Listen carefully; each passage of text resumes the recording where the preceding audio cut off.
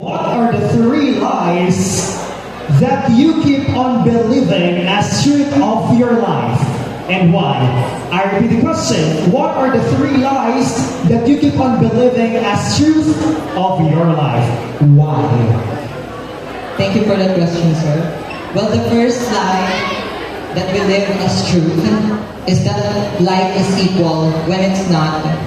Life has always been unequal to those impoverished families and also for people like me who stand for the truth and who stand for ourselves. As homosexuals and as part of LGBT, we have been bashed for our sexuality and for just merely expressing ourselves. That's number one. Number two is that life is for all, when in fact life is not meant for everyone. And what I mean by this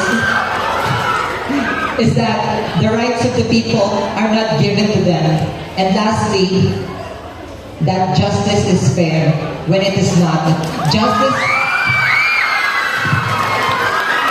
Justice is only given to people who can afford it and who have government positions.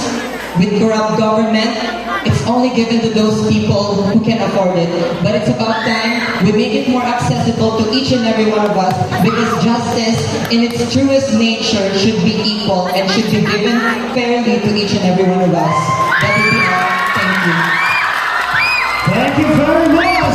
Candidate number 14, such a good start.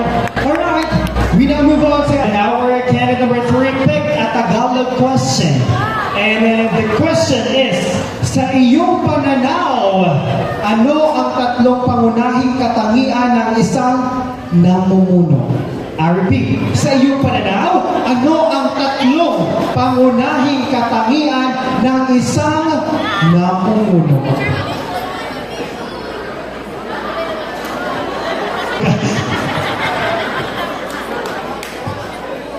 Maraming salamat po sa napakagandang katanungan. Ano daw po ang tatlong katangian ng isang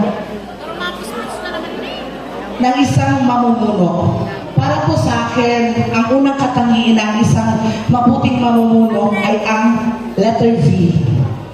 Ano ang letter V? Ito ay vision. Kung ikaw ay gustong mamuno, kailangan mo may vision ka sa iyong sarili. Ano yung vision?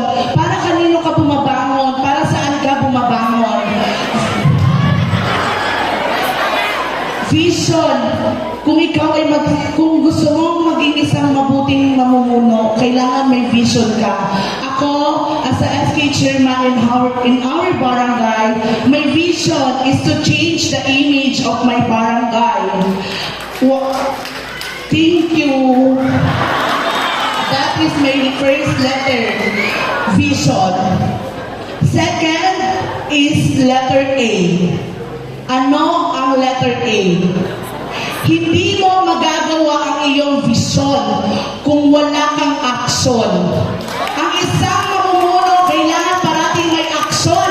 Kung ano nakikita mong mali, aksyonan mo agad para ikaw ay maging isang mabuting mamumuno. Diba?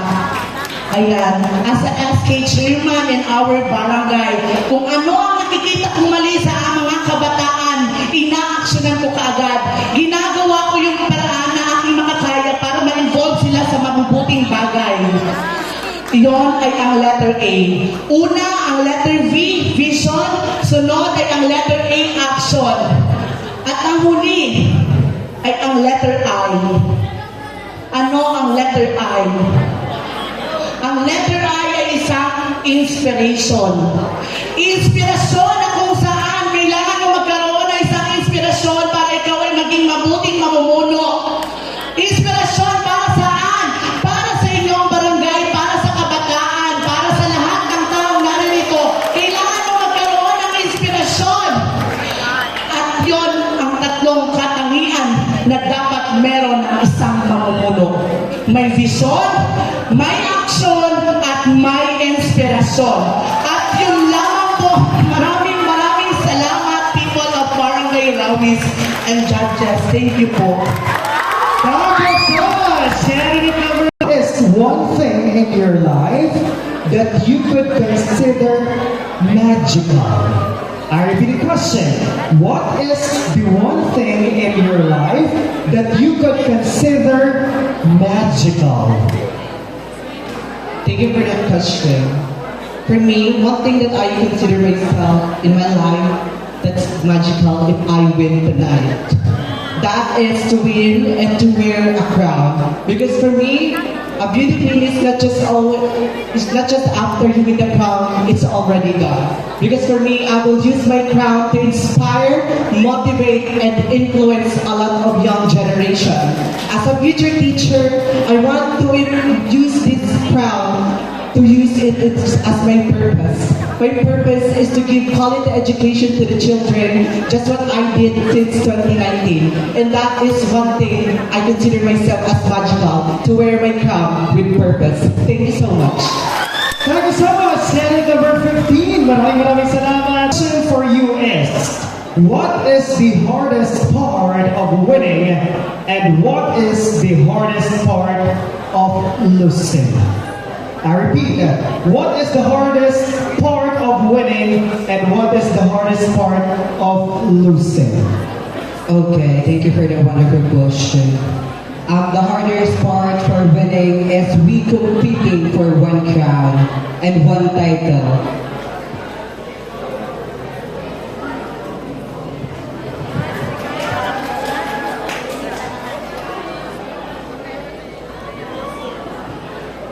And the hardest part of losing is we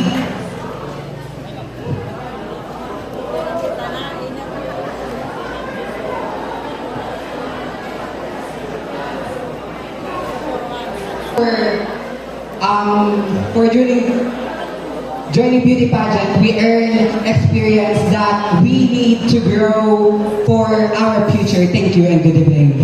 Thank you so much, candidate number 8. Moving forward for the next candidate, candidate number 6, please. Candidate number 6. If there were no rules in your life for one day and you could be outrageous, what are the 3 things you could do? I repeat the question.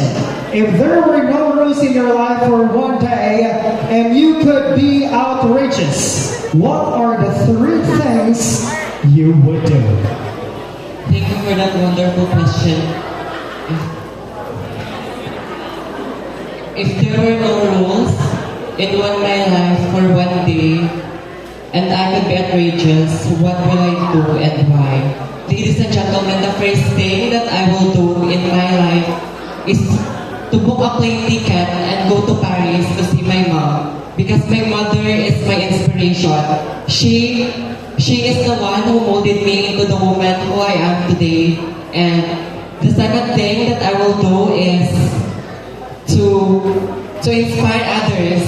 Because I believe that being outrageous is not an option. Because we were given a life by God to become kind to one another. So the second thing is I will become an inspiration to others because I am given a platform here right now in the stage. And the third one is to share my knowledge and education to the youth because I believe, ladies and gentlemen, education is the most important thing right now. Thank you. Thank you so much, candidate number 6. Which has an easier in life to be a man or a woman?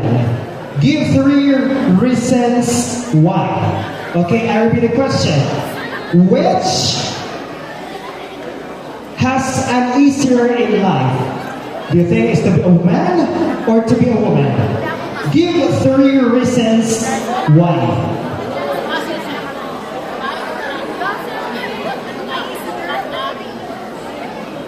The question is, which has an easier life to be a man or a woman? For me, man and woman is the easier life of this society. Why should I say so? Because the man and the woman have unity, and the man and the woman have equality. And we all know that the man is ang ama ng tahanan. tahanan at haligi ng tahanan kung saan siya ay nagbibigay lakas sa kanyang pamilya. Ang ama ay nagbibigay ng mga bagay na gusto ng kanilang mga anak. At ang ama ng ating bayan ay ang ating president.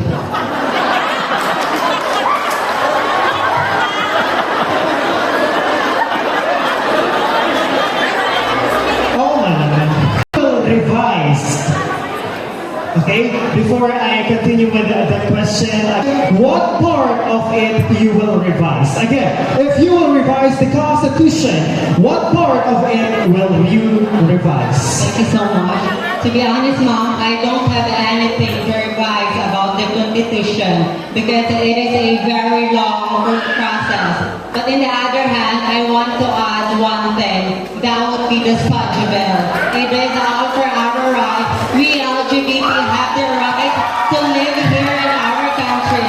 So ladies and gentlemen, let us live freely and love freely to feel what happiness and love we have. Thank you so much. Thank you very much. Commonly, women suffered harassment by men because of seductive dress. The question is, who has the problem, man or a woman? Why? I repeat the question. Again, commonly, women suffered harassment by men because of seductive dress. The question is, who is or who has the problem? Do you think it is the man or the woman? Why? Good evening, ladies and gentlemen. Actually, ang may problema naman, ang taong nag-iiling sa sarang tao, maski ang bala niya, kung ayong nag-iiling, itigubaan na, kung nakakrap-tap man ang, that is the wrong. Kaya ang mga babae, kung pwede, di mag-crop-top o mag-pet short, at ang mga lalaki naman, ay huwag mag-business something. Kung pwede, naman diba, mag-formal tayo ng kasuotan natin at para wala tayong tawagin na harassment. And I thank you. Thank you so much, Candidate number 12. Continuing our Buwan Santa. At muli na naman nating makikita ang iba't ibang uri ng mga santo at santa sakay ng kanilang mga karo. Ang tanong, sa panalangin na Aba Ginoong Maria, bakit tinawag na Ginoo si Maria, gayon si Maria ay isang babae? I repeat the question.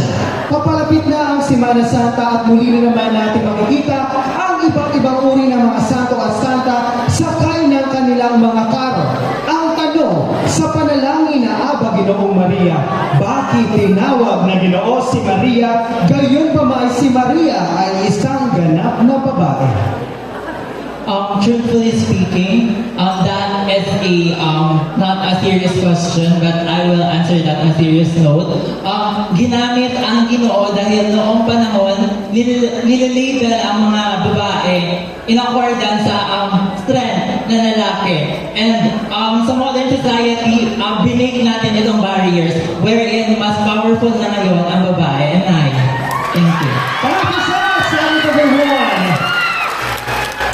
Moving on to our last finalist, to a 5-year-old kid who asks you, why are you a woman? I repeat, how would you respond to a 5-year-old kid who asks you, why are you a woman?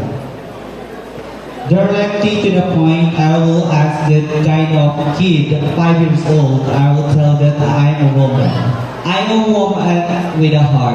I'm a woman in the physical appearance. I'm a woman with a heart. Without only in the physical appearance, I'm a woman. I'm actually respected with a kid. And how with old, like 5 years old, I respected it. Why is so? Because their mind is also in the indications of the kind of 5 years old with a mind that they always remember it. Remember the kind of situations.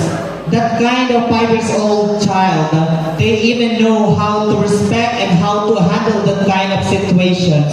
Always remember this, I am not enough to this kind of pageant because I'm a bisexual person. I am not able to the kind of people who what I hear.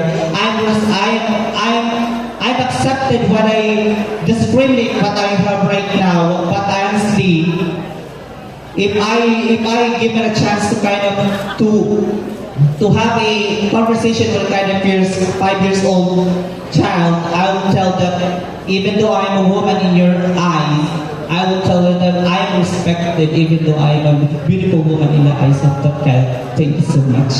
Thank you so much, ladies and gentlemen. That completes